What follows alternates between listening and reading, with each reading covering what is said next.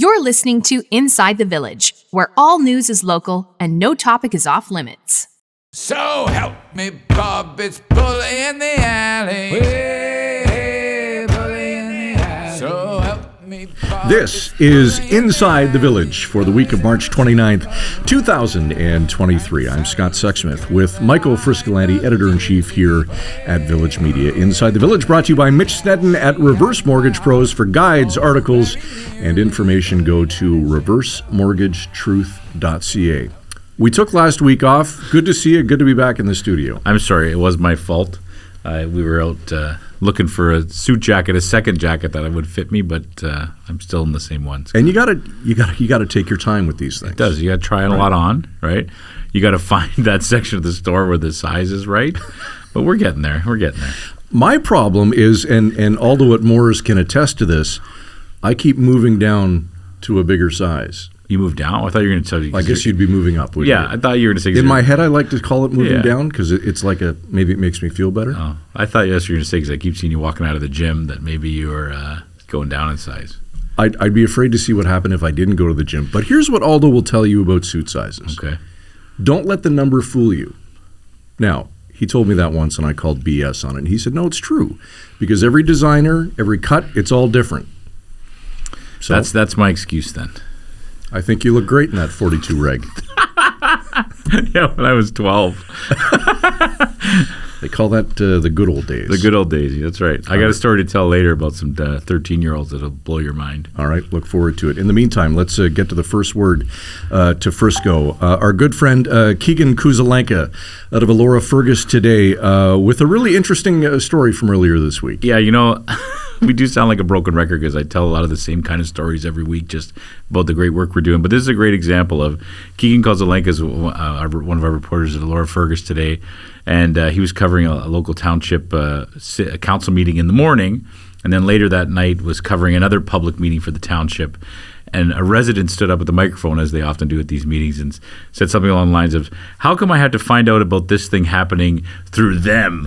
and pointed right at Keegan. And I guess the mayor stood up and said that he knows how he feels because he saw that there was a story from that morning's council meeting up on the website before he even got home from the meeting, right? So basically, that's the highest praise you can get from as a reporter, right? Is that the people in the town that are following your work are impressed that it's up so quickly and so accurately. So, you know, that was a great moment, and there was some good joke around with Keegan about how this new nickname is The Machine. The Machine. But he's great. Keegan the Machine. All right, spring is here. The days are getting longer, but in the town of Blind River, the work weeks might be getting shorter. Well, Maddie, this is a great story, too. So Carol Martin, editor at Elliott Lake today, wrote a piece about how they're examining the possibility of a compressed work week in the town of Blind River, which, you know, there's been a lot of talk about this in the communities about letting people work a 4-day work week and a little bit longer days. So this is something that we might see where Blind River's leading the way. All right. Art Boone, wonderful story out of Stratford, and our editor there, Paul Clough, telling the story of Art, who recently passed away, a 98-year-old World War II veteran who continuously gave back to the community. You know, and some great local journalism is oftentimes telling the story about someone who's so important to the community who sadly has passed away. And this was one of those just wonderful stories. Art was nice, like you said, a 98-year-old World War II veteran, enlisted in the Army when he was underage, lied about his age, stormed the beach in Normandy, was part of D-Day, came back and played hockey, right? You have to explain this to me. He didn't play for the Red Wings, but he tried out for the Red Wings. He had a tryout and apparently shared the ice with the likes of Gordie Howe, Sid Abel, Ted Lindsay, and according to Art's son, he held his own and did very well. Yeah, which is amazing, right? And then he also, just a great volunteer in the community, an advocate for veterans, and someone who, you know, was just a part of the fabric of the town. And Paul did a great job telling that story, which is really a huge part of what we do, is telling the stories of people in our communities. Absolutely. And one way, as you know, that we do that is through a feature called Behind the Scenes. And I want to give a shout out to a friend of the show, Richard Vivian at Guelph Today, who just this week when we were filming an episode of Behind the Scenes, took it one step further, raised the bar for everyone, and actually did the segment from the scene that we were talking about. And in this case, it was a historic wooden bridge, the former Guelph Reformatory lands, and Richard did just a bang-up job. So you invited him to come on, and when he logged on, there he is standing by the bridge. There he was, and it was lightly snowing, and it was just terrific. Great job by Richard. It doesn't surprise me at all. Richard's one of our best reporters in the chain. He does great work at Guelph, and it doesn't surprise me at all that he would do that. All right, coming up this week on the show, of course, we got the federal budget coming out and talking about the state of the economy and more importantly, the state of what is inside people's wallets. And a lot of people these days saying not much. A new study is out, the annual Debtor study, and we're going to talk about that and the impact specifically that it's having on millennials. Looking forward to it. It's a bit scary. It certainly is. All right, that and more when Inside the Village returns right after this.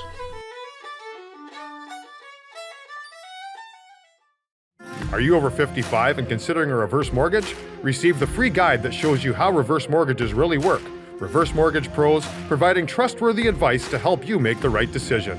To learn more, visit reversemortgagetruth.ca.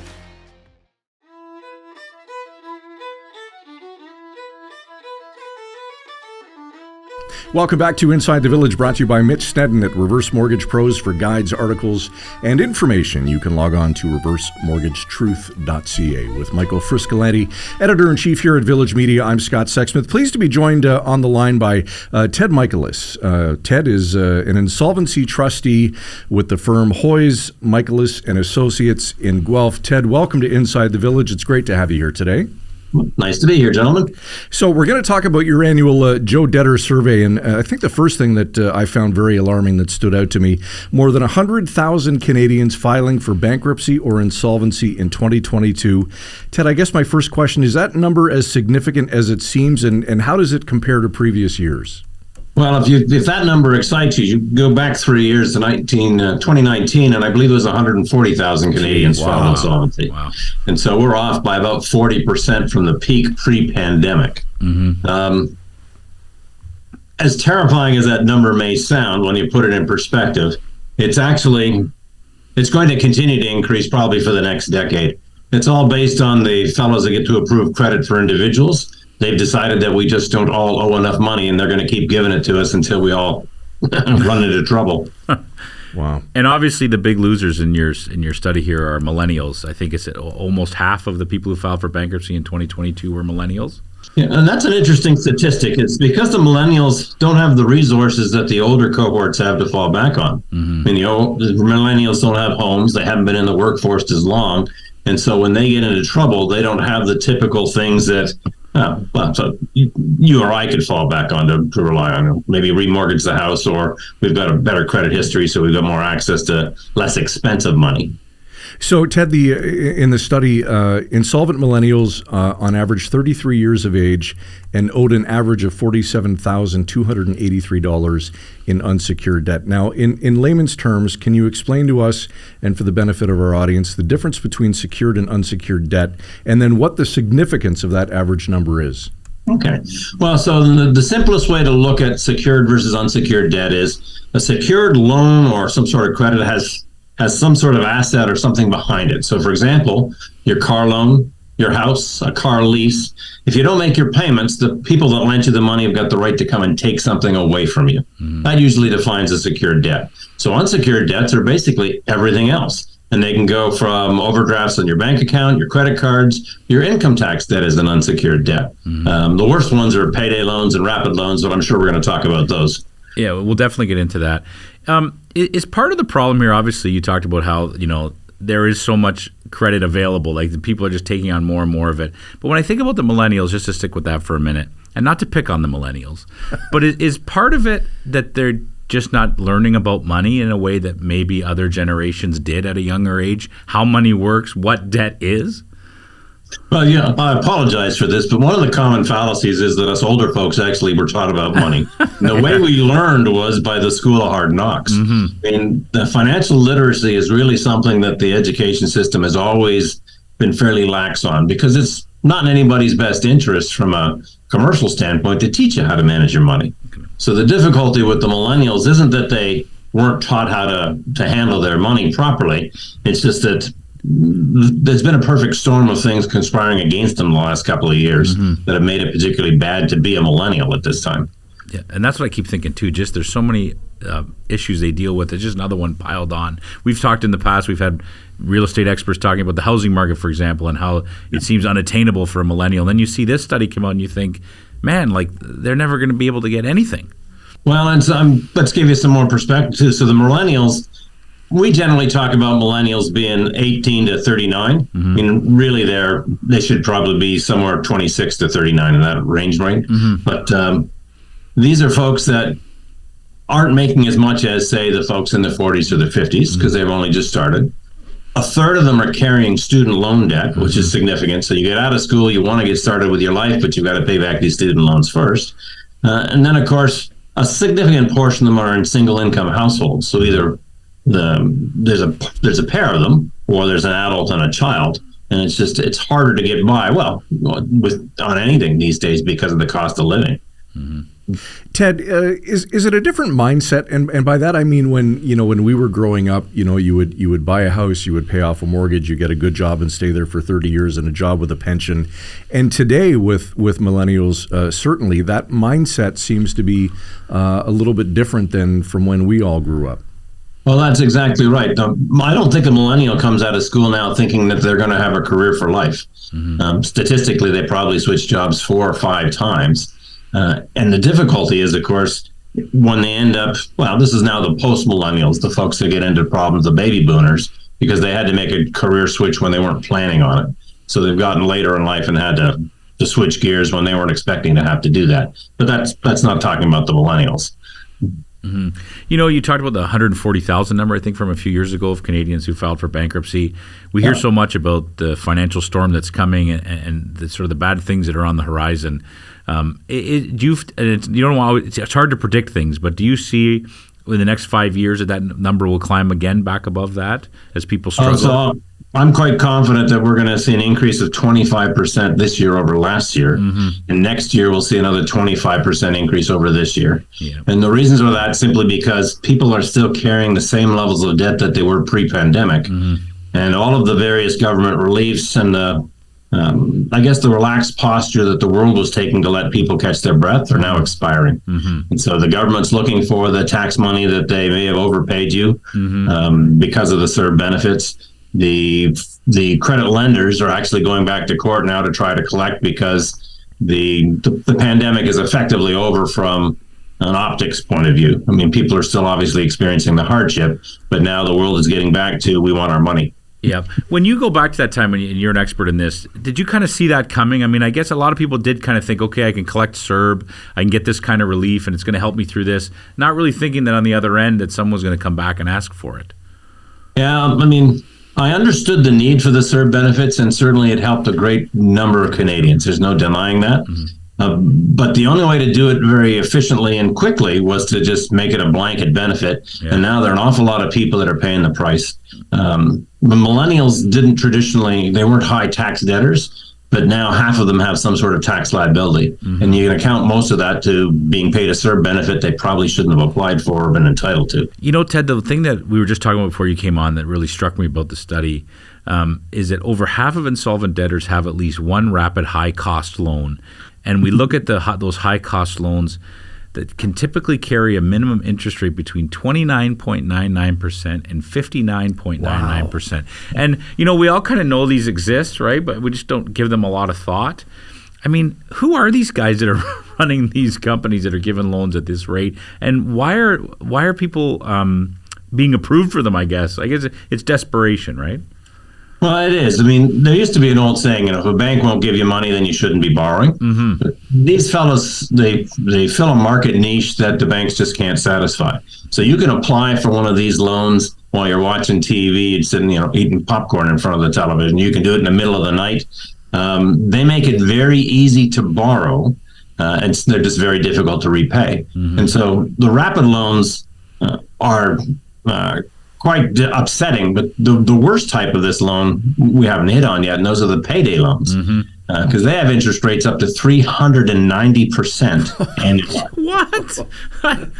Payday loans are specifically exempt from the usury laws in the criminal code. Oh, So the reason those other loans are restricted to 59.99% is because at 60% it's criminal. So payday loans aren't part of those laws. So if you really want to have an exciting show one day, get me going on payday loans. Well, let's get going on it. Yeah, let's do it. I feel stupid I didn't get to that point. I mean, that's insane. Like, and so if you're exempt from the criminal code, they're basically just giving these guys blanket leeway to be the mafia. Yeah. I mean, there is legislation in place. There are regulations they have to follow, but they're easily circumvented. So I'll give you an example. I mean, they're allowed to advertise that you can go in and borrow $100 for $15 for the first loan. So 2 weeks later, you owe them $115. Annualized, that works out to 390%. And so the problem isn't the one loan. It's that once you get this loan because you didn't have the money, when payday comes around and you pay it off, you got to borrow the money again. And then you borrow the money again. The average person that we saw in 2022 had 4 of these loans, and they total up to $12,000 once you cover out that whole rapid loan category. So payday loans, installment loans, high interest loans on the internet. Is there an element of addiction to it because it is so easy to acquire? I don't think addiction's probably not the right term. There's certainly a dependence. Once you get one, you're stuck getting a second one, and then a third one, and then a fourth one. I mean, it's because there's no way to break the cycle. Man, at 390%, you're almost better off to meet a guy in a dark alley. Yeah. Well, and that used to be the way it happened. Payday loans used to be, I'd go borrow $50 from Luigi and I'd get it back to him next payday, or he'd break my arm. That's right. Well, this is what I'm saying. I'm part Italian, so I'm allowed to make that kind of comment. I'm not being denigrating the Italian culture. No, me too. We're allowed to make those jokes. It's okay. Right. But you know what? That's kind of the feeling you get. I mean, is it a fair question, Ted? I mean, why does the government allow these? This is, to me, it's borderline criminal that someone could give a loan at that level of interest. Well, why is this allowed to happen? The difficulty was before they brought these things out into the daylight, they were happening anyway. Yeah. And so it was happening on the shop floor, it was happening in a bar, it was happening wherever a couple of guys met and you had to lend somebody some money. At least now it's all transparent to some extent and you can see it happening. So let's. You know what, Ted? I appreciate the answer, but that doesn't make any sense to me. They drive me crazy. I remember when payday loans first came to Canada 20 years ago. We just didn't see them, and then they started creeping into our studies. Yeah. And now it's a significant portion of people's debt, and it's a horrible burden to have to repay because you just can't get out from under these things. Jeez. So, Ted, let's talk about the 100,000 Canadians that were forced to file for bankruptcy or insolvency last year. If they want a fresh start, what options are available to them? How do they get back on track? Well, so the trick with any kind of rebuilding your credit is to show that you are using your credit responsibly as a tool as opposed to a necessity. And so if you're using your credit cards to pay your rent every month or to buy groceries and you can't pay the bill off, you're not using credit the way it was designed to be used. It's not a replacement for cash. And so to rebuild yourself after the fact, it's get yourself a credit card and use it when you know you can pay the bill off and just build a history of handling credit responsibly. I mean, I'm happy to give you a commercial for what it is that we do to get you out of debt, but that's probably not the purpose of the podcast. No, I appreciate that, Ted. Thank you. Can I ask you, is it a fair question to ask you? Tell us a story. What's the craziest thing you've heard in the last year from a client who's come in asking for help? Well, so I had a fellow come see me with 29 credit cards. Jeez. $245 in $40,000 in credit card debt. Oh my! Because he couldn't get approved for any kind of bank financing, and that's how he financed his business. Wow. Now that was just before, that was the start of the pandemic, and then of course everything locked down, and he couldn't generate any revenue at all, and he was just dead in the water. Yeah. So if without the pandemic, maybe he could have lasted a little while. No, that was a freight train heading straight towards a cliff. I mean, that's just. Jeez. And what about, sorry to go back to millennials, but what about when you get a younger person in their 20s coming in? Do they understand the gravity of the situation by the time they walk into your office? Well, so what's interesting is that the younger folks are more likely to have heard of a solution called a consumer proposal where you pay back part of your debt. Mm-hmm. Our generations, we all focus on bankruptcy, and bankruptcy's got some pretty negative connotations to it. Mm-hmm. The proposal doesn't have the same level of negative impact on their psyche because they're paying back part of the debt. It's it's just the kids are more likely to use credit than we are as well, because cash is becoming a thing that's passé. The pandemic has accelerated the disappearance of cash in our culture, and I think that's going to do horrible things for the way people use credit in the future. I'm going to be a very busy guy for years to come. I think they call that job security. That's what they call that. Ted, before we let you go, anything that we didn't cover that you'd like to mention, or maybe a couple of go-to financial tips that we can pass along? Financial tip. Well, I mean, the turns out that the barber was right. Spend 10% less than you make, and you probably won't get into trouble. But you can't keep up with the Joneses if you do that. I mean, the problem we all have is that we're told we got to have this stuff today. We got to have it immediately. There's instant gratification, and if you haven't got the payroll to pay for that, well, then you put it on credit. So it's generally a mistake. Well said, Ted Michaelis from Hoyes Michaelis. Appreciate this, Ted. Thanks for doing it. Yeah, have a nice day, gentlemen.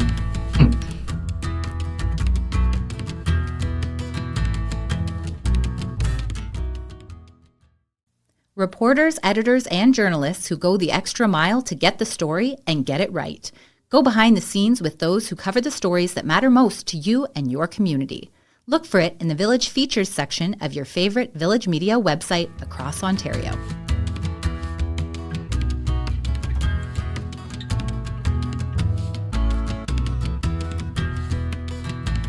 Back to wrap on Inside the Village with Michael Friscolanti, editor-in-chief here at Village Media. I'm Scott Sexsmith, of course, brought to you by Mitch Snedden at Reverse Mortgage Pros. For guides, articles, and information, go to reversemortgagetruth.ca.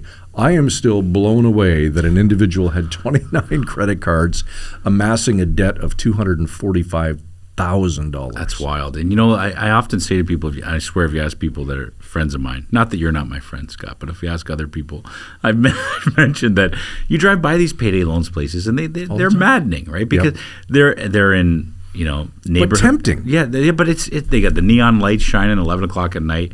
And I always say it's organized mafia. It's legalized, right? And I didn't realize the interest rates were almost 400%. That's insane. Well, and who thinks to sit and annualize it, right? Yeah. Like Ted says, you don't think of it that way. When you sit down and start crunching the numbers, it's like, holy cow, that's crazy. It's crazy.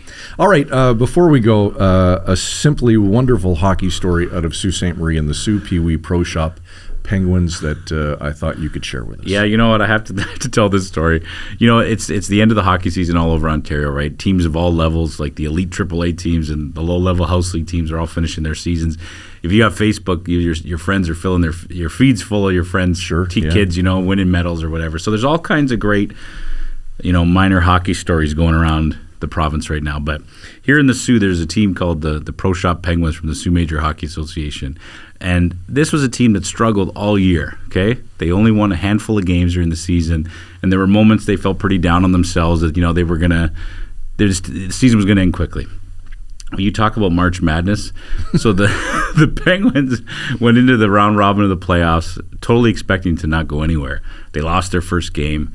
Then the next game, they picked off the top-seeded team. They beat them. They shut them out, so they won this next game. Then they won the third game in the round robin. And all of a sudden, this team that thought they were going nowhere finds themselves in the semifinals. They get to the semifinals. They have a one-goal lead late in the game. The other team ties it and then takes the lead with like 50 seconds left.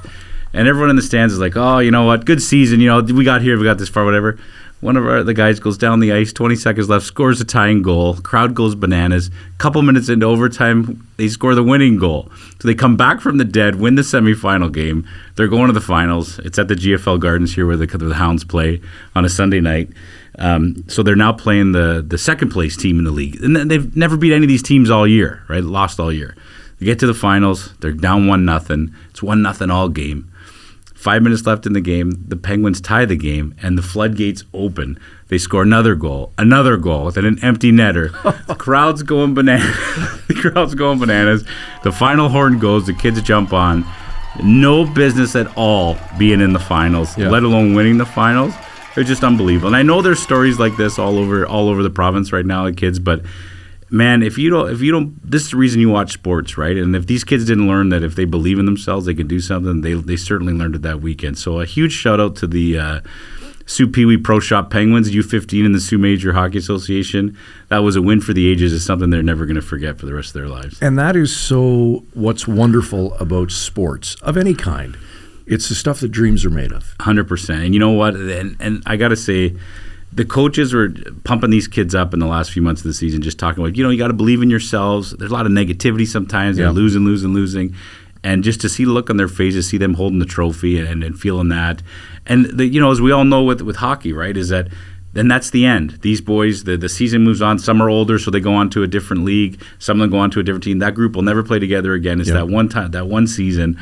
And just the bond they made and to see that happen. So anyways, I've talked enough about the Pro Shop Penguins, but just a magical ending to the season for them. Winning never feels as good as losing feels bad, but the Sioux Pee Wee Pro Shop Penguins might just disagree. Right with that statement. Wonderful story.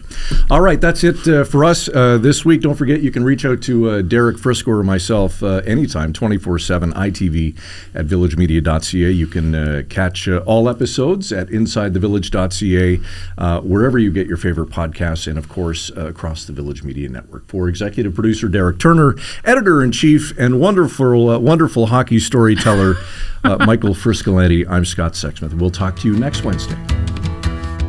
You've been listening to Inside the Village. Frisco and Scott's Wardrobe, provided in part by Moores, Sault Ste. Marie.